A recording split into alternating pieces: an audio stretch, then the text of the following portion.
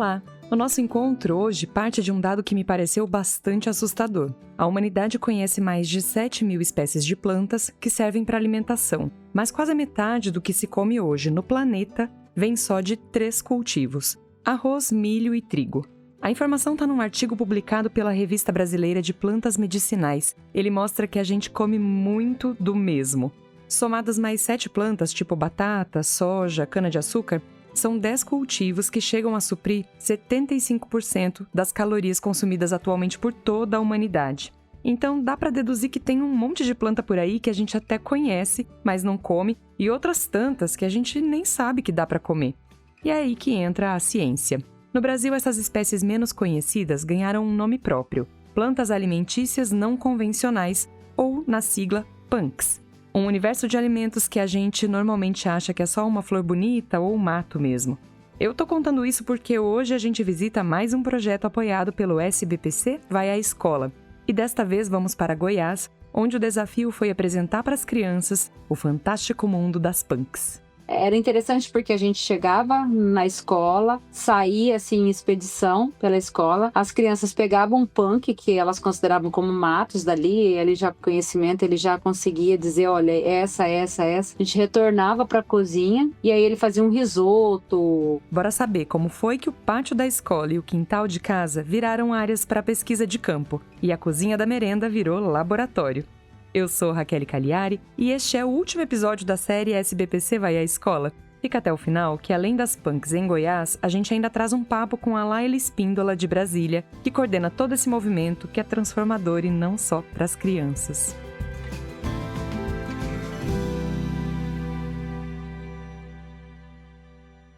Ei, som. Som. Alô. O som da ciência. Um podcast da SBPC para ouvidos abertos. O som da ciência. Se você acompanhou os nossos últimos episódios, já sabe que o programa SBPC Vai à Escola apoia uma variedade de iniciativas. A ideia é levar a ciência para perto da educação básica. Assim foi a proposta feita pela professora de Química Vanessa Gisele Pascoalotto Severino, da Universidade Federal de Goiás. Ela e a sua equipe trabalharam com alunos do 4º ano do ensino fundamental na Escola Municipal São Francisco de Assis, em Aparecida de Goiânia. Esse pessoal de exatas pode mesmo ser muito bom de relações humanas. Bom, eu sempre gostei muito da parte extensionista. Desde quando ingressei na universidade, que essa parte de trabalhar com as comunidades, com a sociedade em geral, é algo que me desperta muita atenção, né? Eu gosto demais. E aí, quando a Yasmine chegou para trabalhar comigo, ela já veio com essa perspectiva. Na verdade, ela queria unir, né? Ela fez a licenciatura em Química e ela queria unir essa parte de ensino com essa parte de Química de produtos naturais, né? Então, a gente acabou se fortalecendo bastante nesse contexto, com a escolha do tema, inclusive. A Yasmine Fernandes Oliveira foi uma das pesquisadoras participantes do projeto, que foi a campo em 2023, quando ela estava no mestrado, e depois teve desdobramentos que a gente vai conhecer ainda nesse episódio. Hoje ela faz doutorado e investiga 2 tipos de planta muito parecidas com o coentro, só que de outra família botânica. E também segue atuando em divulgação científica, com um perfil no Instagram, o @punkcerrado. A gente percebe que quando nós falamos sobre punk, se a gente usar essa terminologia, possivelmente não aparecem tantas respostas. Mas quando você mostra uma foto, você pergunta, tem alguma planta que você utilizava antes, aparece mais informações. E aí a gente percebe que vai muito da região também. Caruru, aqui em Goiás não é tão comum, mas no Nordeste tem pratos que são feitos, então pessoas que são mais daquela região do Nordeste, elas estão mais acostumadas. Quando a gente pensa na taioba, eu falo por experiência própria porque os meus pais conhecem, meus tios conhecem, porque é da região que eles moravam. Mas eu mesma fui ter contato com taioba aqui. Agora, mais velha, quando eu comecei a conhecer sobre punk. A professora Vanessa contou que no início não foi fácil encontrar uma escola parceira para fazer esse trabalho sobre as PANCs. Eu acho que tem coisas que a gente não tem como maquiar muito. No começo foi bem difícil, porque nossa ideia era trabalhar com escolas públicas, esse sempre foi, né, a nossa vertente, e a gente começou a buscar perto da UFG.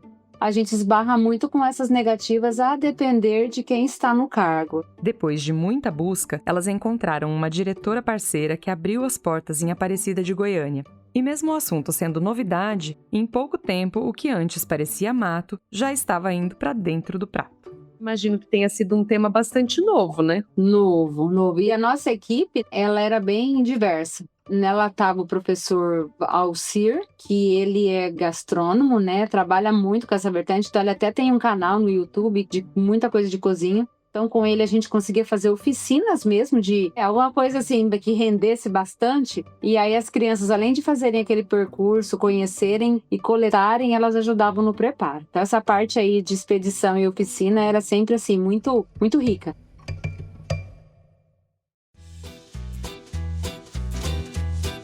O prato mais famoso do projeto ganhou até apelido, risoto verde, com serralha, taioba, caruru e brilhantina.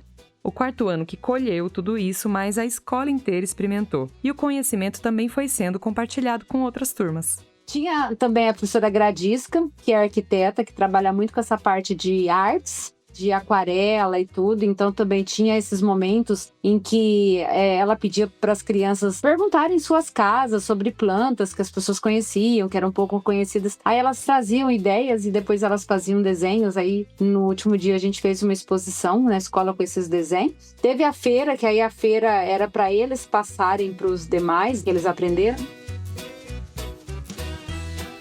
E não foi só entre as crianças que o conhecimento se multiplicou. Na convivência entre a equipe do projeto também. Na época, Yasmine pesquisava punk brilhantina. E aí o interessante é que até o momento ao qual a gente conhecia sobre essa planta, a gente só sabia um pouco sobre a parte química relacionada a alguns compostos químicos, mas a gente nunca tinha, não existia estudos nutricionais. E aí quando a gente pegou ela como objeto de estudo, colocamos isso como objetivo, entender se nutricionalmente essa punk, ela tem ou não essa propriedade. E uma coisa interessante é que, quando a gente pensa em macronutrientes como carboidratos, proteínas, lipídios, ela não é tão rica. Mas em micronutrientes, ela é uma planta que tem uma alta concentração de ferro. E aí isso é interessante porque a gente vê que a gente tem muitas deficiências nesse teor de ferro. Então ela pode ser uma planta que ela pode ser implementada. E o professor Alcir é uma pessoa extremamente apaixonada por ela. Então, no perfil dele, no perfil do Instagram, no perfil do YouTube, há várias receitas que ele acaba inserindo essa punk, seja em salada, seja em massa de macarrão. Convencional, por exemplo, seria a couve. Não convencional, uma taioba ou uma capuchinha, um caruru rasteiro. As pesquisadores comentaram com a gente que parte desse conhecimento sobre a diversidade das plantas foi se perdendo com a urbanização. Muitas crianças não têm mais tanto contato com plantas no geral. Então tinha um pouco de tudo. Tinha aquelas crianças que você percebia que não sabe nem o que é uma folha de alface, porque, de fato, a cultura familiar não, né? Mas uma coisa que chamou a atenção, todas elas, principalmente na visita que nós fizemos no Instituto Federal lá da cidade de Hidrolândia, todas elas apreciaram muito aquele contato com a natureza, que é algo que a gente percebe que às vezes as crianças das áreas urbanas, às vezes elas não têm essa conexão com a natureza, né? Mas era mista essa parte de conheço, minha avó usa, já comi, mas na hora de provar, todas provaram. Não teve aquela que tivesse a restrição. Então, a gente percebe que se incentivar, adquiriria o hábito alimentar, porque elas não ficaram reticentes, de tipo, não gosto, não quero, né? Mas o que a professora Vanessa comentou, conforme você vai apresentando e elas vão tendo contato, elas vão perdendo esse preconceito de achar que é um mato, ou até mesmo essa desinformação de não saber que aquela planta, ela pode ser uma planta que pode ser utilizada em um alimento, pode ser colocada num prato.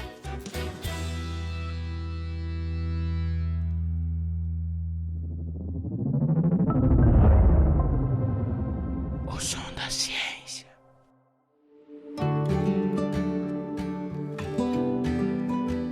A experiência da Federal de Goiás com o ensino fundamental fez tanto sucesso com as crianças que a notícia foi chegando até as casas delas. Quando as famílias começaram a perguntar lá na escola sobre a receita, a gente percebeu que de fato a gente conseguiu chegar nas famílias, porque as crianças chegavam, comentavam e despertou curiosidade, né? Então foi assim, foi incrível perceber que tinha chegado, e aí a gente fez a cartilha, imprimiu, mandou para as famílias. Então assim, a gente percebeu que fez diferença naquele conjunto. E eu já queria ressaltar, não porque eu estou aqui com você da SBPC, mas a importância desse programa, né? Porque a gente não tem muitos projetos de caráter extensionista.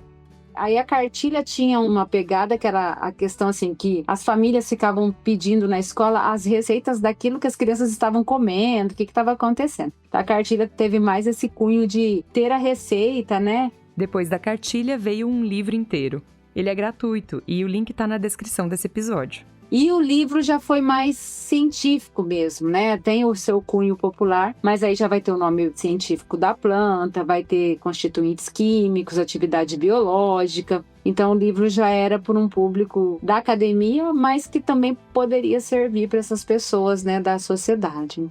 Ele é intitulado Plantas Alimentícias Não Convencionais, ocorrentes no estado de Goiás, então homenageando o nosso estado aqui. O livro tem mapa de ocorrência das plantas, foto, nome popular e científico, família, características morfológicas e, o melhor, receitas testadas e aprovadas pelo pessoal do projeto. O próprio coração da bananeira está aqui também, né? Preparamos para ter certeza que a receita dava certo. Antes de encerrar a conversa com a Yasmine e com a Vanessa, eu quis saber como é que elas veem as punks dentro de um contexto de segurança alimentar e diversidade nutricional.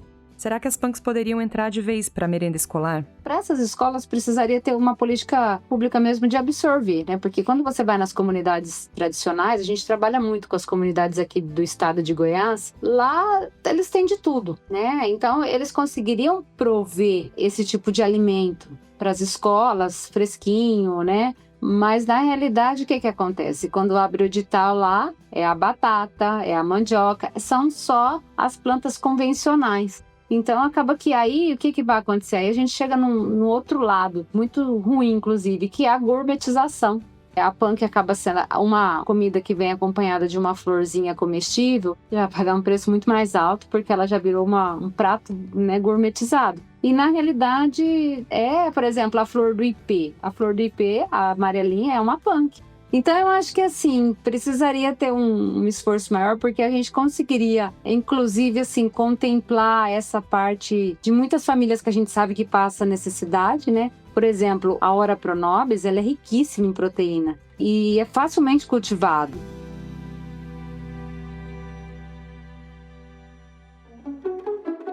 O som da ciência. Neste ano, o edital do SBPC Vai à Escola aprovou 64 projetos para execução em todo o país. Inclusive, um deles vai incentivar o uso das punks na merenda no sul do Maranhão. Para saber mais sobre como funciona o SBPC Vai à Escola, a gente foi conversar com a Laila Espíndola. Ela é professora da área de farmácia da Universidade de Brasília e voluntária na diretoria da SBPC. A SBPC, que é a Sociedade Brasileira para o Progresso da Ciência, que esse ano completou 78 anos, tem esse programa SBPC Vai à Escola e que esse ano está fazendo 31 anos. Então, é um programa que foi crescendo, foi criado no Rio de Janeiro por um dos sócios e que hoje nós submetemos esse edital SBPC Vai à Escola 2026 e nós tivemos 280 propostas submetidas, das quais 262 propostas atenderam os critérios lá estabelecidos no edital. Esses projetos vieram dos lugares do Brasil quase todo. Foram 25 estados mais o Distrito Federal.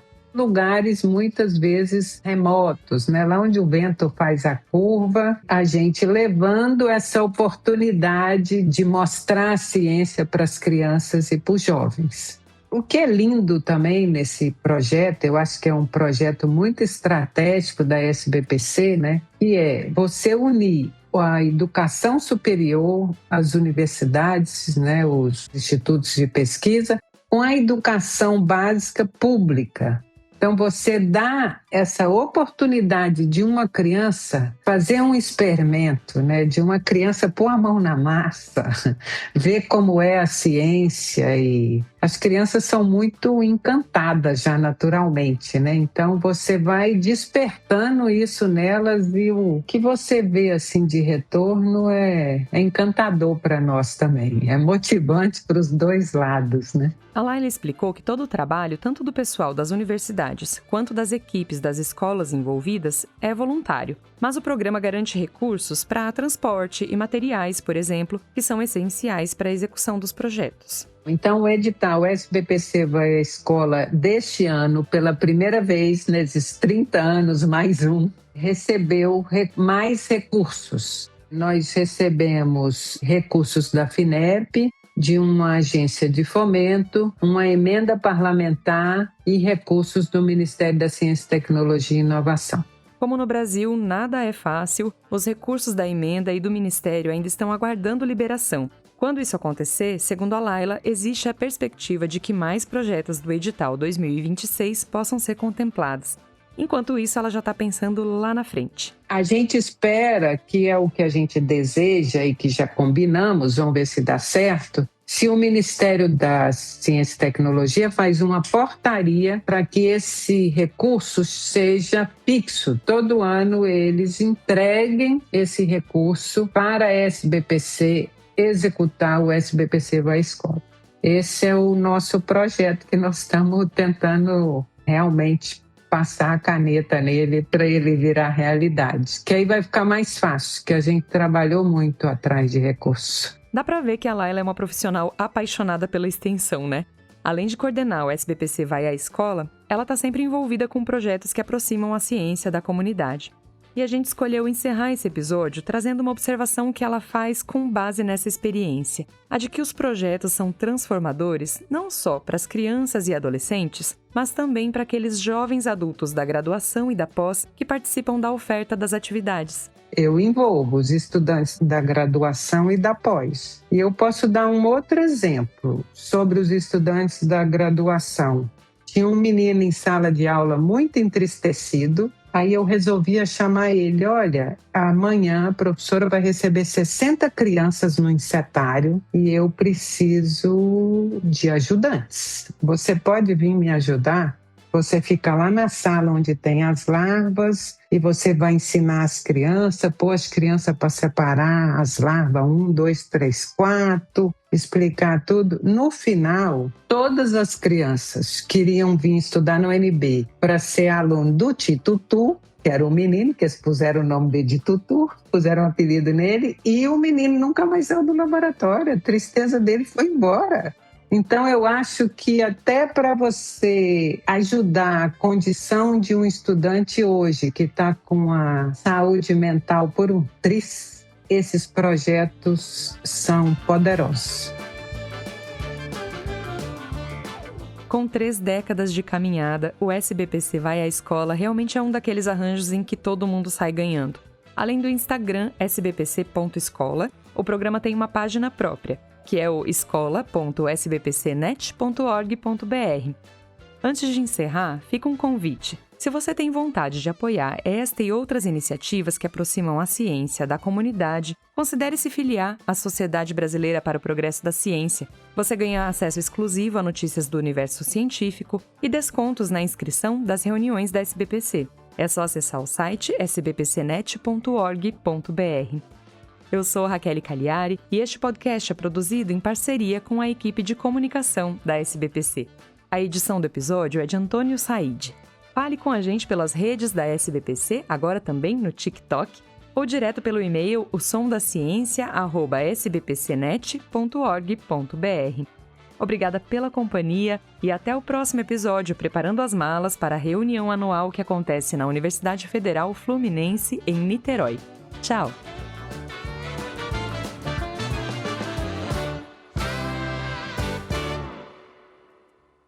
Você ouviu O Som da Ciência. Um podcast da SBPC para ouvidos abertos.